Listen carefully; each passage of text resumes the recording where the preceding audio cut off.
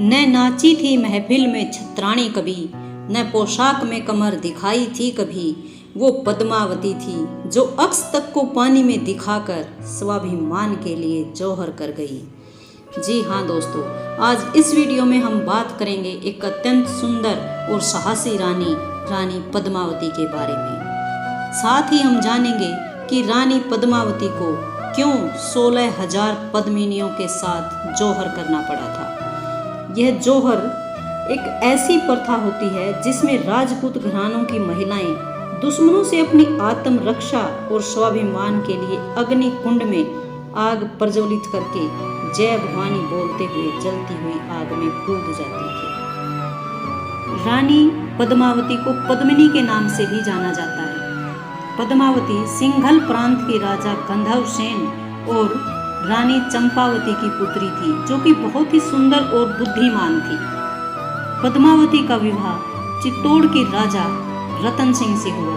अब ये विवाह कैसे हुआ इसके बारे में हम दूसरी वीडियो में जानेंगे। यहाँ हम सिर्फ रानी पद्मावती और उनके द्वारा किए गए जौहर के बारे में बात कर रहे हैं।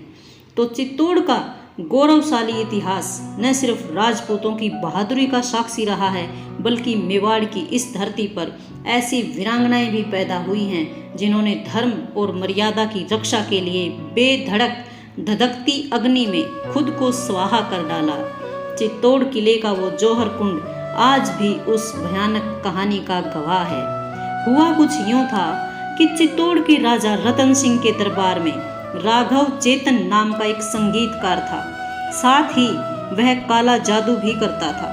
कहते हैं कि एक बार उसे काला जादू करते रंगे हाथों पकड़कर राजा के सामने लाया गया। सभी सबूत और गवाह उसके खिलाफ थे। इसलिए राजा रतन सिंह ने आदेश दिया कि संगीतकार राघव चेतन के मुंह पर कालिख पोतकर उसे गधे पर बिठाकर राज्य से बाहर निकाल दिया जाए। इस अपमान की वजह से संगीतकार चेतन राणा रतन सिंह का दुश्मन बन गया था और वो किसी भी कीमत पर राजा रतन सिंह से अपने अपमान का बदला लेना चाहता था। इसलिए उसने क्या किया कि दिल्ली के शासक अलाउद्दीन खिलजी के पास जाकर चित्तौड़ रियासत की संपन्नता और रानी पद्मावती की सुंदरता का इस तरह से बखान किया कि खिलजी चित्तौड़ और रानी पद्मावती को पाने के लिए लालायित हो उठा और उसने चित्तौड़ पर चढ़ाई कर दी। राजा रतन सिंह ने भी राजपूतों की सेना को एकत्र करना शुरू कर दिया। खिलजी ने कई महीनों तक दुर्ग को घेरे रखा, लेकिन कोई समाधान नहीं निकला। अंत में खिलजी ने एक दांव खेला। उसने रतन सिंह से कहा कि एक बार अगर वो महारानी पद्मावती का दीदार करवा दे तो इसके बाद मैं यहाँ से चला जाऊँगा। इस पर राजा रतन सिंह मान गए, लेकिन गोरा और बादल इस बात पर क्रोधित हो जाते हैं। गोरा रतन सिंह का सेनापति था और बादल गोरा का भतीजा था। तो उसने कहा कि महाराज, हम अपनी आन के लिए तो अपना शीश भी कटा सकते हैं। लेकिन राजा रतन सिंह नहीं माने और गोरा अपना सेनापति का पद त्याग कर वहाँ से चले गए। इसके बाद रानी पद्मावती के महल में इस तरह से दर्पण लगाया गया कि उसमें रानी पद्मावती के स्थान पर खिलजी को सिर्फ रानी का प्रतिबिंब नजर आए।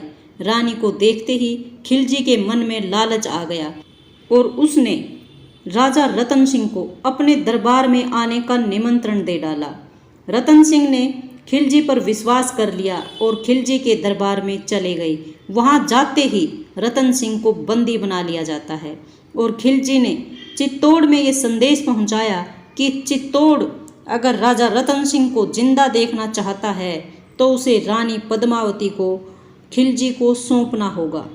अब रानी पद्मावती ने किसी तरह से गोरा को खोज लिया और उसे खिलजी का पैगाम सुनाया। गोरा अपना अपमान नहीं भूल पा रहे थे, लेकिन रानी पद्मावती ने कहा कि ये समय क्रोध करने का नहीं है, बात चित्तौड़ की आन बान की है।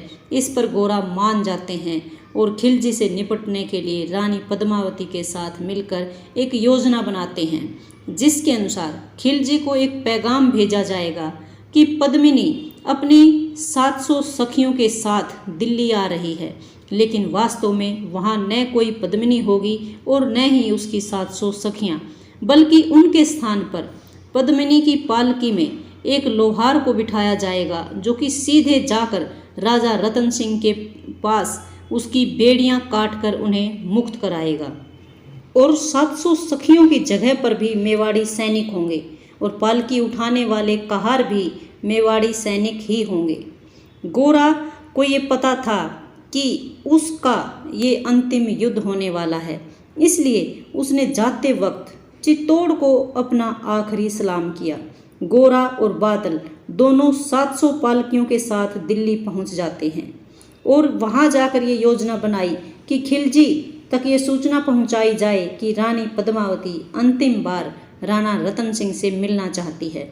इस पर खिलजी मान जाता है, जबकि पालकी में तो रानी पद्मावती की जगह पर लोहार था, जिसने राणा रतन सिंह की बेड़ियां काटकर उन्हें मुक्त कर दिया। गोरा ने अपने भतीजे बादल को ये जिम्मेदारी सौंपी कि वो मेवाड़ी आन की रक्षा के लिए राणा रतन सिंह को चित्तौड़ सुरक्षित पहुंचाए, चाहे बदले में उसके प्राण क्यों न चले जाएं। बादल ने अपने चाचा गोरा को ये वचन दिया कि चाहे प्राण चले जाएं, लेकिन मैं मेवाड़ी आन को नहीं मिटने दूंगा। बादल ने अपने सैनिकों के साथ वहां से राजा रतन सिंह को बाहर निकाला, लेकिन खिलजी के सेनापति जफर को शक हो गया था और उन्हें ये पता चल गया कि यहाँ न तो कोई रानी पद्मावती है और न ही उनकी कोई सखियाँ यहाँ हैं, बल्कि उनके स्थान पर मेवाड़ी सैनिक आए हुए हैं। इस पर खिलजी ने अपनी सेना को खुला मार काट का आदेश दे दिया। गोरा ने भीषण युद्ध लड़ा।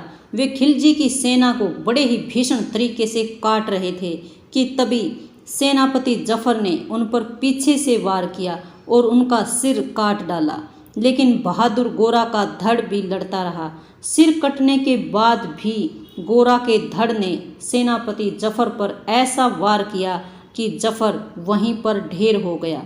जब बादल ने देखा कि उसके चाचा गोरा धराशायी हो गए, तो वह भी खिलजी की सेना पर टूट पड़ा।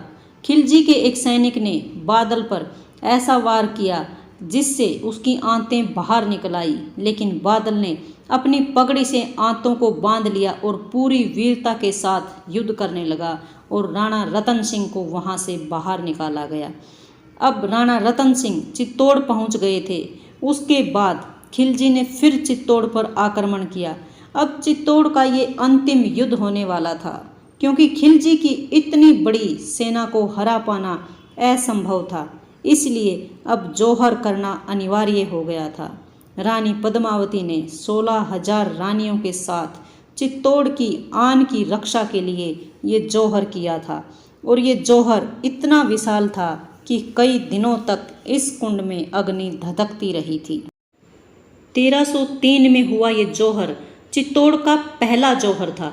इस जौहर कुंड से कई गज दूर स्थित भवनों में आज भी कुंड की अग्नि के चिन्ह और उष्णता का अनुभव किया जा सकता है।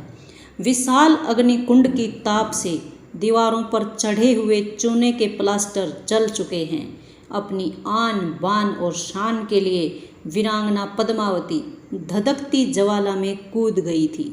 सलाम है ऐसी सभी वीरांगनाओं को जिन्होंने अपने मान को कभी ठेस न पहुंचने दी। साथ ही सलाम है उन सभी वीरों को जो अपने स्वाभिमान और गौरव के लिए प्राणों की बाजी लगा देते हैं।